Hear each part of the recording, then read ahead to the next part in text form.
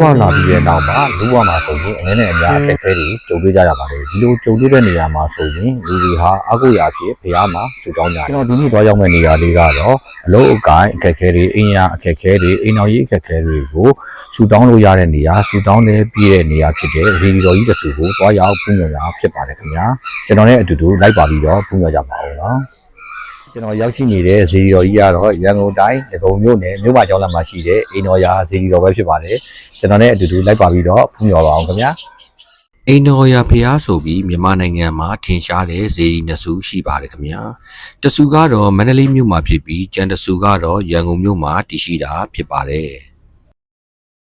ရန်ကုန်မှာတည်ရှိတဲ့အိမ်တော်ရာဇီဒီတော်ကြီးရဲ့သမိုင်းကတော့1203ခုနှစ်မှာကုန်းပေါင်ရွှေဘိုတာယာဝတီသုံးမီဖြင့်ထင်ရှားသောကုန်းပေါင်မင်းတရားကြီးဟာရွှေတကုံဇီဒီတော်မြတ်ကြီးအားလုံးတော်ပြေရွှေသင်္ကန်းကတ်လူရန်အတွက်ရန်ကုန်မြို့သို့ရေကြောင်းခရီးဖြင့်ကြွချီခဲ့ပါတယ်ရန်ကုန်မြို့သို့ရောက်သောအခါမင်းတရားကြီးဟာသူစံမြန်းရာနန်းတော်ရဲ့အနောက်မြောက်ထောင်ရဖြစ်တဲ့ယခုအိမ်တော်ရာဇီဒီဒီနေရာမှာသားတော်ပကံမင်းသားကိုယာယီမင်္ဂလာအိမ်တော်ဆောက်လုပ်ပြီးစံမြန်းစေခဲ့ပါတယ်ပကံမင်းသားဟာဘရင်ဖြစ်လာတဲ့အခါမန္တလေးမှာအိမ်တော်ရာဇီဒီတဆူကိုအရင်ဆုံးတည်ထားကိုးကွယ်ခဲ့ပါတယ်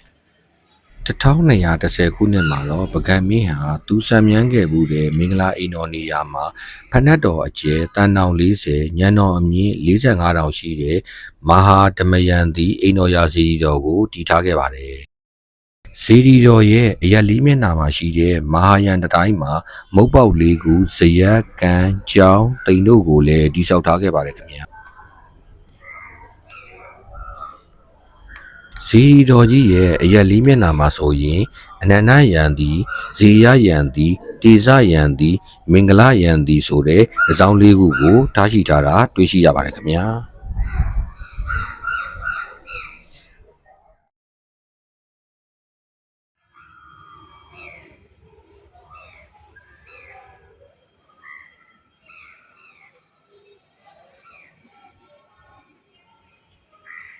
ဇီဒီတော်ရဲ့ဝင်ချင်းဘယ်ဘက်မှာဆိုရင်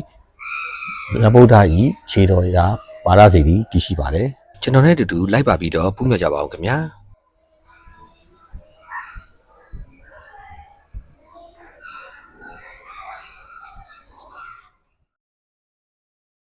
မြတ်စွာဘုရားရှင်ရဲ့ခြေတော်ရာပုံစံကိုထုလုပ်ထားပြီးအများပြည်သူများအနီးကပ်လေ့လာနိုင်ဖို့အတွက်မှန်ကန်တဲ့အသေးချာထားရှိထားပါတယ်ခင်ဗျာ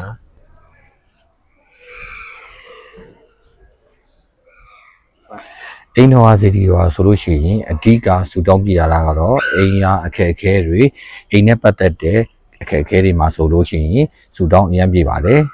ဒါအပြင်တနင်္ဂနွေနေ့နဲ့စားတဲ့အလုံးအကိုင်းတွေအမှုအခင်းတွေလည်းလာရောက်ပြီးတော့ဆူတောင်းလို့ရပါတယ်ခင်ဗျာတနင်္ဂနွေနေ့တောင်းအောင်ဆိုလို့ရှိရင်ရှင်လေးချုပ်ကြီးရဲ့ဘေးနားမှာရှိပါတယ်ခင်ဗျာဒီဇီဒီတော်မြတ်ကြီးမှာဆိုရင်ဆူတောင်းအဋ္ဌံပြုကြတာကတော့တနင်္ဂနွေတောင်းမှာဖြစ်ပါတယ်။လာရောက်ဆူတောင်းကြသူတွေဟာအဓိကအားဖြင့်အိမ်ယာပိုင်ဆိုင်မှုအတွက်ဆူတောင်းကြတာဖြစ်ပါတယ်။ဆူတောင်းပြကြတယ်လို့လည်းသိရှိရပါတယ်ခင်ဗျာ။ဒါအပြင်တနင်္ဂနွေနေ့နဲ့စတဲ့အလုပ်ကိုင်းအခက်အခဲအကြက်တဲတွေကိုလည်းအဆင်ပြေဖို့အတွက်လာရောက်ဆူတောင်းကြတာတွေ့ရှိရပါတယ်ခင်ဗျာ။လာရောက်ဆူတောင်းဒိဋ္ဌံပြုတဲ့သူတွေအတွက်ကိုလည်းဆူတောင်းမုံဆူတောင်းနည်းလေးကိုဒီတနင်္ဂနွေတောင်းမှာရေးထိုးထားပါတယ်ခင်ဗျာ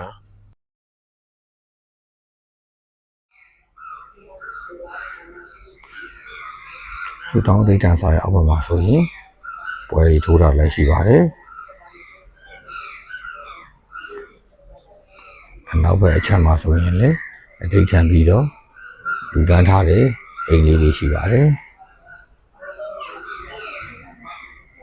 ဒါတော့အိမ်ရလိုချင်တဲ့လူတွေအတွက်ဆူတောင်းပြီးတော့လူတန်းထားတဲ့အိမ်လေးတွေပေါ့နော်ဒီနေရာမှာဆူတောင်းလို့ရတယ်လို့နောက်ဘက်မှာရှိတယ်အောင်မြေမှာလည်းဆူတောင်းလို့ရပါတယ်ခင်ဗျာဒါတော့အောင်မြေကိုကျွန်တော်အဝေးကနေပြီးတော့ရိုက်ပြလာတာပါ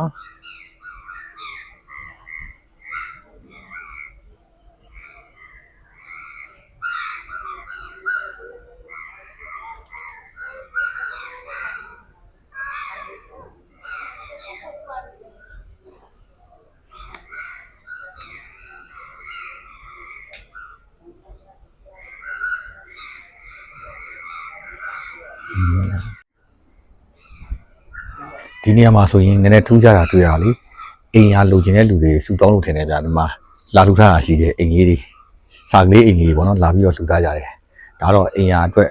လာပြီးတော့စုတောင်းရတဲ့လူတဲ့သဘောထင်တယ်ဗျဒီနေရာကတော့ဇီရောကြီးရဲ့အောင်မြင်နေရာဖြစ်ပါတယ်ဒီနေရာနေပြီးတော့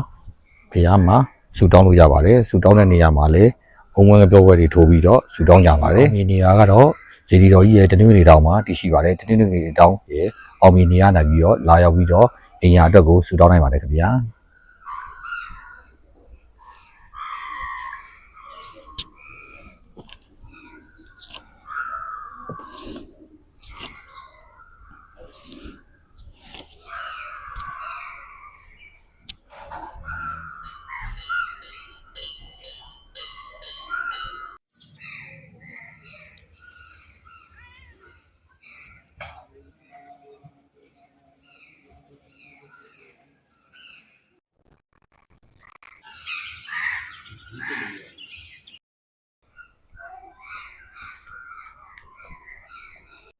ဒီစေတီတော်နှစ်စုကတော့အောင်မြေမှာတီထားကိုဝယ်ထားတဲ့ထီးတော်ဌာပနာစေတီတော်နဲ့ကိုနဝင်းစေတီတော်တို့ဖြစ်ကြပါတယ်ခင်ဗျာဖူးမြော်ကြပါဦးခင်ဗျာ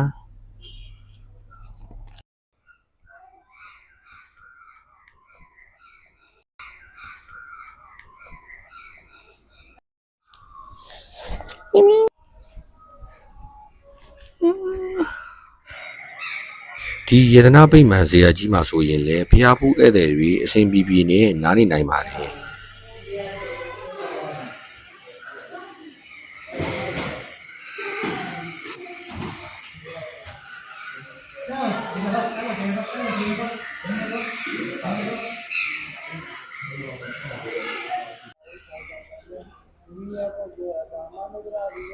အခုဆိုရင်ကျွန်တော်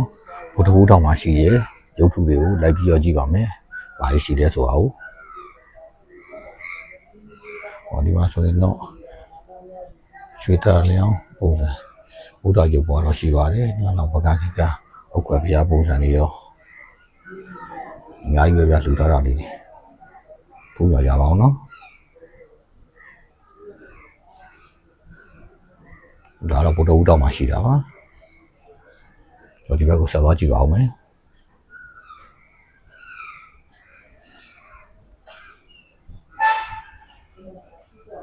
ဒီမှာတော့ရှင်သေဝရီမထေရမြတ်ကြီးပေါ့နော်ရုပ်ထုတော့ရှိပါတယ်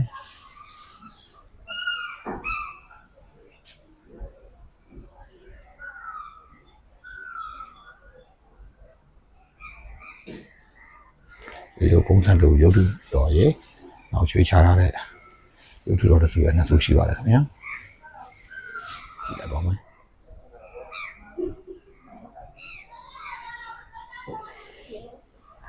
ဒီမှာဆိုတော့ရှေးဥပဗုဒ္ဓကျောင်းဆောင်ကြီးရှိပါတယ်။အဲ့ဒါဝင်ဖူးလိုက်ပါဦးမယ်နော်။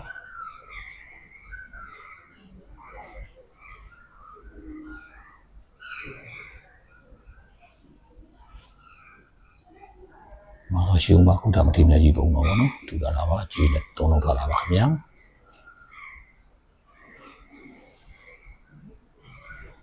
။ဒီမှာရှိတဲ့ရုပ်ထုတို့ထပ်ပြီးတော့လေ့လာကြည့်ပါဦးမယ်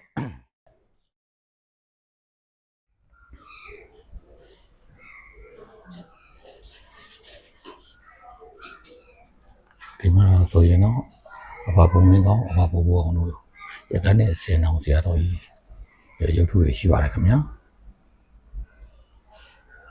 ဒီဘက်မှာတော့အန်ကုန်းဘိုးတော်ကြီးပုံမှာဒီဘက်မှာတော့အဘမြင်းမျိုးရှင်နဲ့ကိုမျိုးရှင်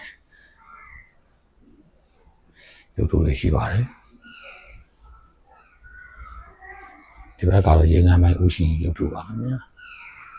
ဒီဘက်မှာတော့အမေဘကုမဲတော်ကြီးရုပ်ထုပေါ့နော်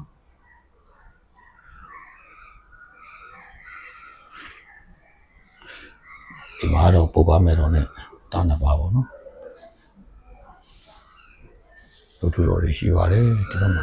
ဆက်ပြီးတော့ကြည့်လိုက်ပါဦးမယ်နော်ဘာရုပ်ထုတော်ရှိလဲဆို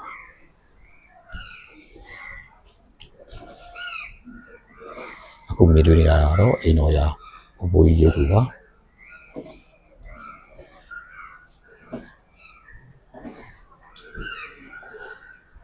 ဒ ဒီဘက်မှာတော့ဘူးတော်တရားမြင်ပါနော် YouTube ဘူးတော်တရားမြင် YouTube နော်ဒီမှာတော့နောက်ဆုံးတွေ့ရမှာတော့ရုပ်ဆုံးမင်းပေါ့နော်ဆိုကြီးရဲ့ YouTube ကျွန်တော်နဲ့တပည့်ဥပမာပါရှိရဆိုတော့လိုက်ပါပြီးတော့ကြည့်ရှုကြပါဦး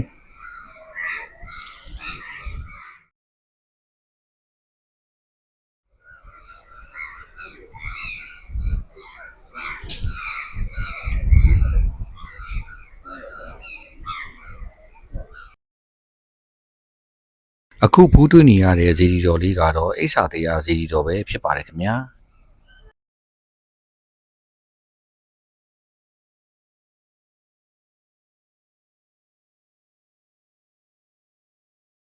ကျွန်တော်တို့တွားရောက်ဘူးမြော်တဲ့အချိန်မှာဇီဒီတော်ကြီးရဲ့ပတ်ဝန်းကျင်မှာဆိုရင်တိတ်ဆိတ်အေးချမ်းနေပါတယ်ရွှေတကုံဇီဒီတော်ကြီးကိုလာရောက်ဖူးမြော်ရင်ကြုံကြိုက်မယ်ဆိုရင်ဒီအိမ်တော်ရာဇီဒီတော်မြတ်ကြီးမှာဝင်ရောက်ဖူးမြော်ပြီးအိမ်ယာတင်များရရှိစေရန်အလုပ်အကိုင်များအဆင်ပြေစေရန်အတွက်ဝင်ရောက်ဆုတောင်းလို့ရပါတယ်ခင်ဗျာ